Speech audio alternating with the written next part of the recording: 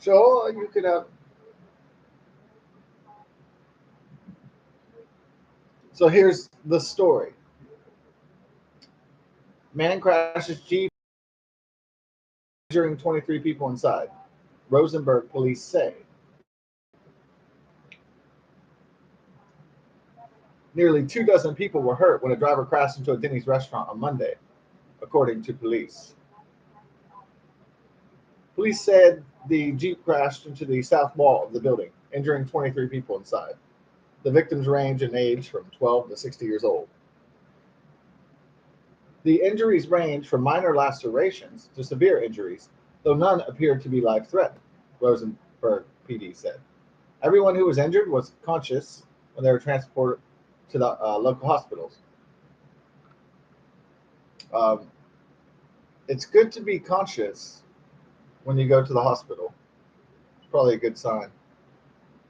Otherwise, if you're unconscious, that's probably not a good medical state.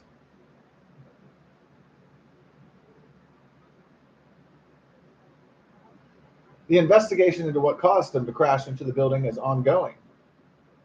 Multiple lanes of the Southwest Freeway were closed as police investigated the scene.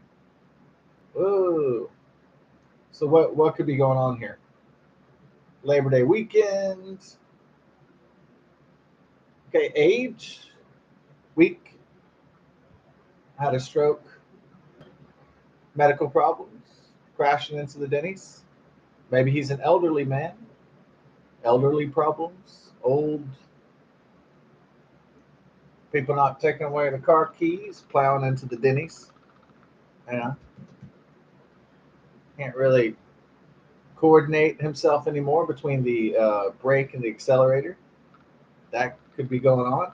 What's most likely going on, though? Yeah, I know you hear stories about elderly people who won't give up the keys and they crash.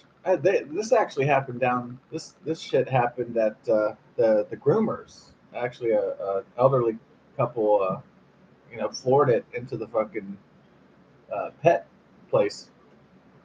And so, but what is really probably happening here? Drinking and driving. I bet the guy was fucked up. If he wasn't having a medical problem, then I can almost guarantee you he's fucking hitting the liquor. So I'm not going to be surprised when it says the guy was really drunk. All right, he's going to be charged with. He better pray that no one fucking dies. So apparently, no one's going to die. So if someone dies, then he's not getting out of jail for a long time. If if people are just injured, then he gets still like maybe a big jail stint. Definitely lots of fines and shit.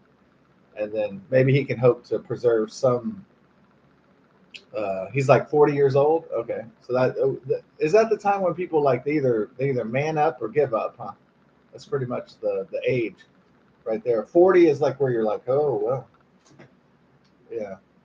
I either dig in or I check out. So that's when people they man up or they man out, and uh, so this guy might have been trying to check out. You know what I mean? Like, okay, I've had enough of this, and so I'm gonna get shit faced, and you know, it's not the best decision making process, but some people do get behind the wheel when they're fucked up, and I'm not gonna be surprised if that is the case. If it's heart stroke, then I'll be like, oh, okay, he was having a seizure or something. He's gonna get let off the hook a lot with lower penalties.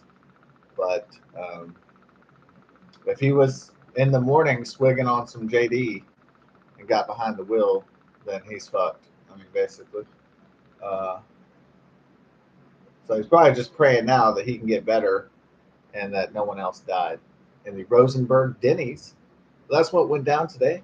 I'm glad, actually this Labor Day weekend, some drunks crashing into shit, and some stupid guy was drinking and driving with his son. He killed his son in Houston. And so, I mean, that was terrible. But for a Labor Day weekend, there could have been a lot of crazier shit that happened. So I'm glad there wasn't like a some kind of major. I mean, the 70,000 people at the Burning Man stuck in the mud. They're about to get out, and I guess one person died. That's pretty bad. But as said before, things could have been a lot worse this weekend.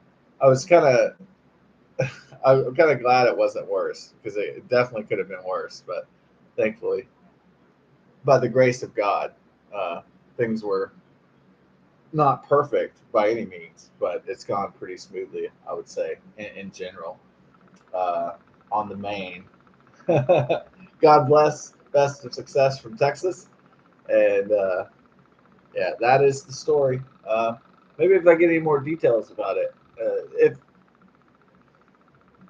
guy's drunk, uh, I'll just add that in. I'll just be like, yeah, he was fucked up, and then they'll do the charges and everything by tonight, I guess.